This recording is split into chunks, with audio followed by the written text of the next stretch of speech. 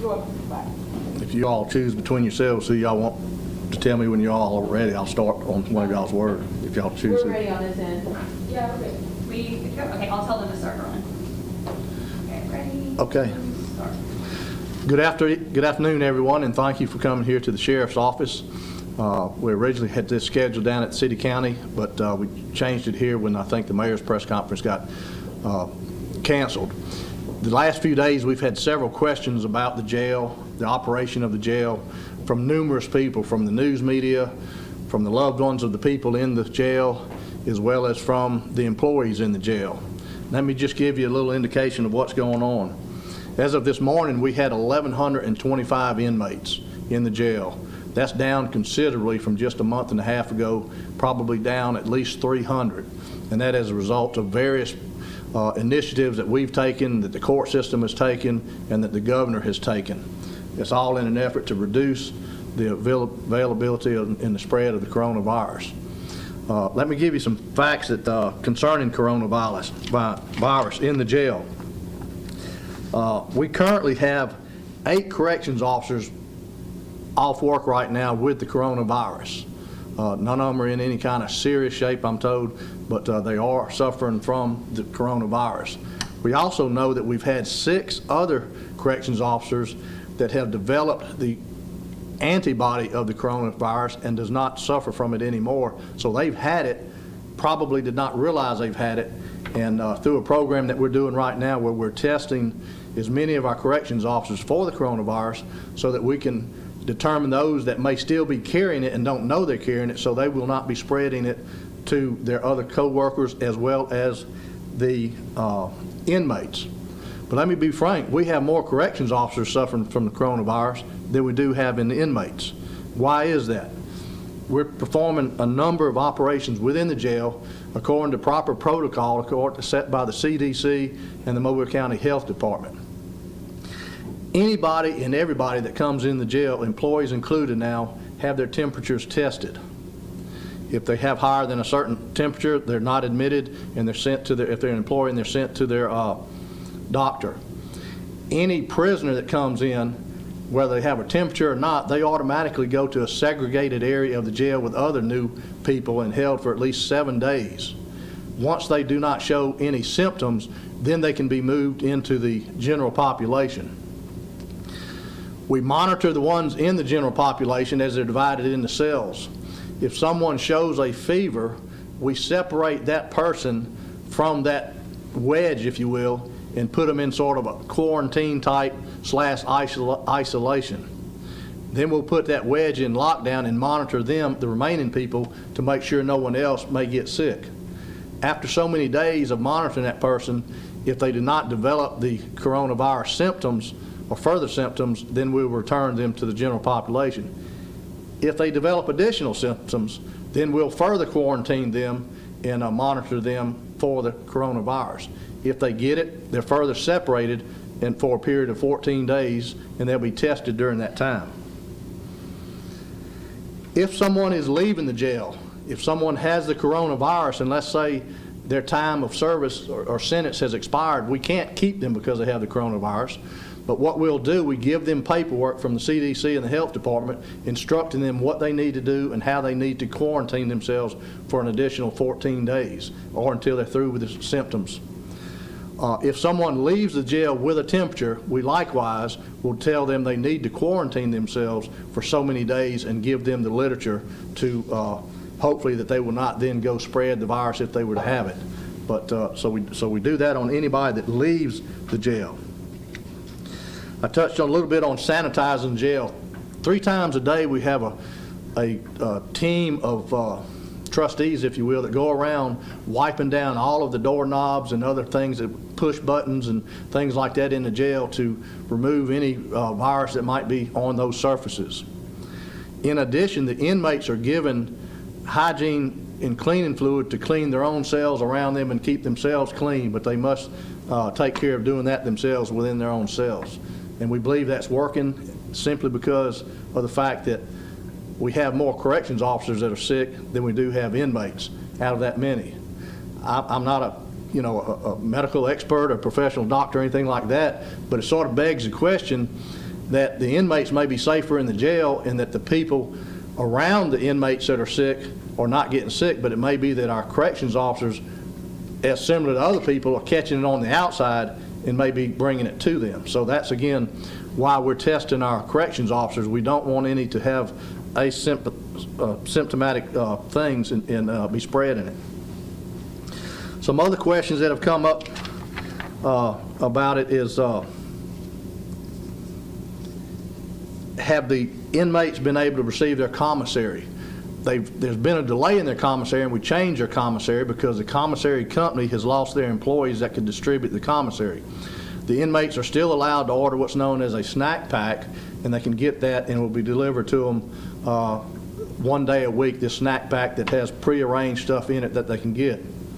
In addition to that, we have began providing 3 days a week an additional snack pack for them that has a few things like cookies, chips, and 1 or 2 other things that they'll get in addition to their regular meals.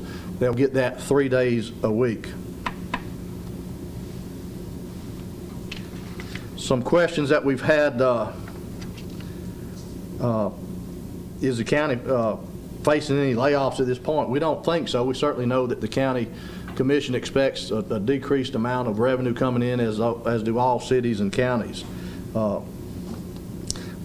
Another question was, why are the COs, the last responders, tested? They were not. Once we had the test kits available to us, we began testing both deputy sheriffs and corrections officers, or those that were closely associated in the jail, or either somebody that we knew was closely associated with someone that may have had the coronavirus. And we do that so many a day, and we're continuing to do that, and we will until we get all of our deputies tested and all of our corrections officers tested. Question about practicing social distancing in jail. Well, quite honestly, that would be very difficult to do, and that's why we rely on the hygiene, washing of hands, cleaning of items like that, and a responsibility on their own. Probably no different than what you do when you go home and practice social distancing with a family or something. There's just a minimum what we can do, but I can assure you that we've had the experts in the jail, and we're following the proper protocol that is set by national standards of the CDC for jails and such like that. They have certain standards, and we've adopted them and are following them. I think I've probably answered all of the many questions that have come to us, and I could certainly entertain some of your questions about these things or anything readily up in front of the commission at this time. Sheriff, how many deputies have been tested and how many still need to be tested? The majority of our deputies have all been tested. It's been a little bit more difficult to get the corrections officers all in there, but we've ramped that up. I think we've had probably over 40 corrections officers tested, but we're ramping that up to where we hope to, by sometime next week, be completely finished testing all of them. How many would you say we still need to be? Probably somewhere around 140 more, maybe, somewhere like that, because there's, besides the corrections officers, probably be a few employees in the jail that probably need to be tested as well, but the majority are going to be the corrections officers who have the most contact with each other and other people. But again, someone that's working in the jail, it probably would be still important to us that they may be tested, because we, again, don't want somebody bringing the virus in from the outside into our jail. The jail is such a hot spot, or such a flashpoint. If all of a sudden it runs rampant, it would be very difficult. But again, bear in mind that we've only, to my knowledge, had one person that had to be hospitalized from the virus in our jail. And of course, that person did have a lot of underlying compromise and health issues, and I don't know the status of that because he was later released from jail, and so we don't have that anymore. That was going to be my next question: is what's the status of those inmates who have coronavirus? We have none in the hospitals, to my knowledge. We do have one. None. No, we have none in the hospital, so they're all being managed and taken care of by our health professionals in the jail. And once again, quite honestly, if you really get into the statistics, most people have it and overcome it with minimal difficulties, and that's what we're finding out with our own corrections officers. Some of them have had it, and all they said was, I remember I had a headache, and maybe I thought I might felt sick for a day, and other than that, they had no knowledge that they had it. But again, that's why we want to, in the public side of things, the social distance and discourage people from gathering, because they could very well be spreading it to each other or taking it home to their family and loved ones. You mentioned that the people or the inmates were being taken care of by health professionals in the jail. Do you know how many health professionals y'all have that work at the jail, or is that just kind of a fluid situation, you get them as you need them? Probably 30 health professionals. That involves a doctor, practical PAs, a vast amount of nurses. We have part-time psychiatrists and a variety of different nurses. How many inmates so far have tested positive for the? I think it's a total of 7 positive, and we have 6 that we're monitoring that we believe may test positive, but until they start showing more significant signs, they won't be tested. Are they all in the same wedge, or how are they? No, we have about a 3 or 4 step thing. When they show fever, we'll move them out into sort of a quarantine isolation. If they show signs more than a fever of the virus, then we'll further segregate them. When they come out of a wedge, we'll monitor that wedge for other people, and we just go through a 3 or 4 step process until we have them all separated. But anytime someone shows illness or something in one of those groups, we have to start the quarantine all over again for another 14 days. But just like in the last 2 days, we've had about 6 leave the quarantine and go back into regular general population because they never came down with the virus. They were just sick maybe of some other thing, maybe the flu. And of course, you probably know there's a lot of other upper respiratory things going around right now that's not the flu, nor is it the virus. About how big is each wedge? Or like how many inmates are in a wedge? It can be well over 100 in some wedges. It's a whole division of cells that can hold anywhere from 4 to 6 cells, and it's 2 stories tall. And then they're all locked in at certain times in those cells, and then they come out of those cells during rec time. You were mentioning earlier about the commissary kind of saying that they would still be getting the weekly snack packs that they could order, and the jail is also providing the snacks as well. Does commissary, does that include cleaning, like soap for them, or is the jail taking care of soap? We provide certain things, but they can additionally buy certain hygienic things also in addition to what we provide them. But the snack pack, the way they used to could go down a list of, I want this, I want that, this. Now they can't do that because the commissary was not able to keep up with it. We were not able to keep up with it. We're short-handed, and to go around with the commissary, you have to have corrections officers with the person distributing, so they just developed what they felt like would be the most common desired package that somebody would want. And of course, I think it always includes a ramen noodles and a couple other things. That's probably the hottest selling item in the jail is ramen noodles. Always has been, probably always will. So are hygiene products off of things they can buy now, or are those still included? They're still included. Kind of like a snack pack of that, I guess. Also, you mentioned the shorthanded situation. We have 14 so far that's currently being quarantined. You said that 8 correctional officers tested positive with the virus, 6 others developed the antibodies. What position does that put you guys in right now? It's a challenging situation, and our employees are rising to the occasion, but thankfully the population in the jail, as I spoke to, has gone way down. We've made some progress, or tremendous progress, with the court system. We're not having to take inmates to the courthouse for arraignments or bond hearings.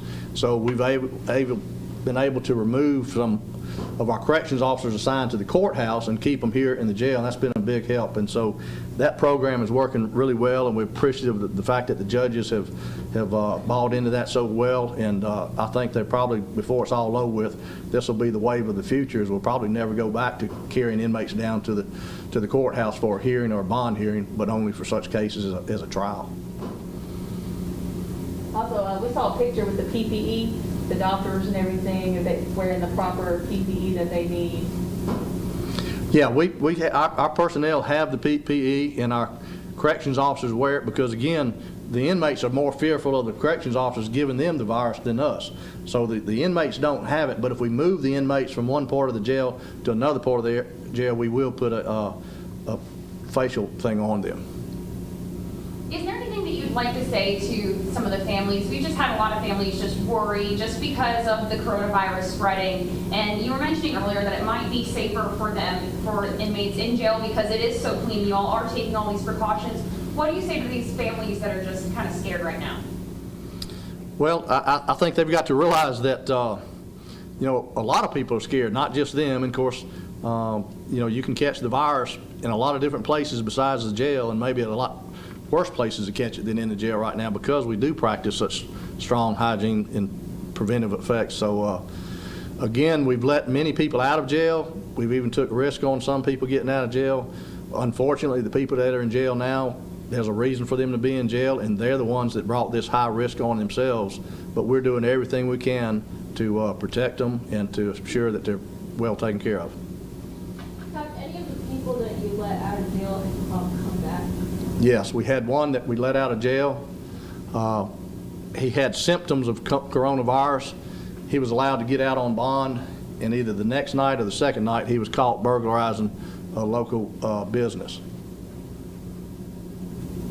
So, not to be unanticipated in some cases, but we're not seeing as much, and we are seeing, it appears to be reduced crime right now throughout the county, and calls for service are down as well. So I don't know if that's a combination of several factors. More people at home, less places to break into that are unoccupied, and things of that nature. Well, what percentage do you think crime rate has gone down since the COVID-19 outbreak? It's a little too early to tell how much crime rate is down. We looked 1 month over a year, from March of this year over March of last year. Most of the offenses were down. However, there were a couple of offenses that were up, but the majority of serious offenses were way down. Chevron was kind of switch gears. Okay. Yesterday, the Mobile County Commission's Office voted yesterday to reduce hazard pay from 50% to 10%. What are your thoughts? Well, I have mixed thoughts on that. The county commission jumped out real early, realizing that that our deputies and corrections officers were on the front lines of this rapidly developing pandemic, and they felt like they needed to show support for them and reward them for the additional risk they were taking. They passed it, the hazardous duty pay, where they would actually make 1.5 times. After doing that, they've realized that it's going to be too expensive for them to maintain that, and I think yesterday they voted to change that from 1.5 times to 1.1 times. I believe it was going to cost them several $100,000 additional each month, while at the same time realizing that the revenues for the county is going to go way down. We know that, everybody knows that. So they voted to reduce it, and so I put out a letter to the employees today just recently, and my thoughts on it were simply this. They were very gracious in doing that, and the way I see it working out is because they passed it and asked it to be paid retrospectively till March the 23rd, the day they passed it. But now the county has to go to the personnel board, Mobile County Personnel Board, and ask them to amend the pay. So the personnel board does not meet again until 2 weeks from this past Tuesday, but I anticipate that the county commission will request them to have an emergency meeting. I can't see them having an emergency meeting anytime sooner before probably next Thursday, because they have to receive the request, they have to advertise their meeting, et cetera, et cetera. Now, they could adopt and change the rule at that time and put it in effect immediately on Thursday, or they could wait till their following Tuesday at their regular meeting, or put it in effect there. So I've told our employees, what I look at it, they will have had 24 days of time and a half pay for actually hour they worked. It would be a significant boost. I also believe that these are the days that the virus has and will be the worst times. I think next week, fingers crossed, we're going to start seeing a reduction, and so they will have received a significant bonus for their time working the most serious times of it. They'll continue to receive 10%. They've got to be mindful of the fact that the commissioners were gracious to give them the incentive pay, but at the same time, the commission has a responsibility. We need to also understand that there are many people that are losing their jobs and will suffer, and this is what public safety does. They take an oath to serve, and I think this is a time where they stand up, rise up, and show strength. And this is what separates them from being able to do their jobs in time of need versus others that can't do it or won't do it in time of need. And so I implore them to continue to do their duties and stand high, and let's help the public and help each other and be safe. How many employees are currently being paid hazard pay? I don't have those exact things from payroll, but I would give you an estimate that it would probably be somewhere around 340 people, 350 people. Okay. About a little more than half the agency. So like secretaries and everybody? Secretaries don't get it. And again, the policy was not only for essential people to keep the county functioning, but it's also essential people that had to have daily contact with the citizens, which is where the risk of catching the virus was. Just, you know, someone, as you see us standing around here, we can keep our distances. Social distancing is really not a threat. But when you have to put your hands on people or maybe get physical with people and things like that, and in the environments they work, that's the big separating difference, not just the essential services. We have ladies that work payroll. That's essential services. We have radio operators, essential services, but they're not having direct communication and physical contact with the public. This weekend, we've got the possibility for some severe weather on Easter Sunday. You know, kind of with this coronavirus, you almost forget that other things can happen, but is the sheriff's office gearing up for severe weather possibilities, and if so, how? We're aware of it coming. I won't say that we're gearing up. We've been through so many weather things like this. It's become kind of, you know, we'll watch for the, you know, flash floods and things like that, and we're watching it. And from what it looks like to me, I'm hoping that the majority of it is going to go a little north of us, but we're still going to get it. And but we're used to seeing that, and so in this particular case, I don't think it'll be anything different. Just going back to something you said earlier, so in total, did you say that 300 inmates have been released through this whole thing? Yes, in about the last 6 weeks, we've reduced it by over 300 inmates. Well, I want to thank you very much, and I hope I've been able to answer all your questions and allay the fears of our public, and just let them know that we've got some very dedicated public servants here at the Mobile County Sheriff's Office. It's a tough environment, both on the streets and in the jail, but I think they're rising to the occasion, and we're going to see this thing through together, and hopefully next week we'll bring, you know, after Easter, we'll see a lot change of things in the next coming week. Thank you all very much. Thank you. Good afternoon, and thanks for joining us here on Fox 10 News. I'm Chelsea Sayasan. Now, we just heard from the Mobile County Sheriff's Department. That was Sheriff Sam Cochran. And the jail currently has 1,125 inmates as of today. Now, 8 corrections officers have tested positive with coronavirus. Sheriff Cochran says that all are doing well and self-isolating right now. 6 other corrections officers have tested positive with the antibody test. Now, everyone who enters the jail has their temperature checked before going in. If an inmate tests positive or has a fever, they put them in isolation. And if they show more symptoms of COVID-19, they further isolate that inmate. Now, he says that the jail is sanitized 3 times a day, and inmates have cleaning supplies to keep their areas clean. He says that 40 corrections officers and deputies have been tested. Nearly 140 more will be tested for COVID-19 by next week. Now, we are breaking down all of these new details on Fox 10 News at 4 p.m. Again, I'm Chelsea Sayasan. Thanks for joining us today. We'll see you at 4.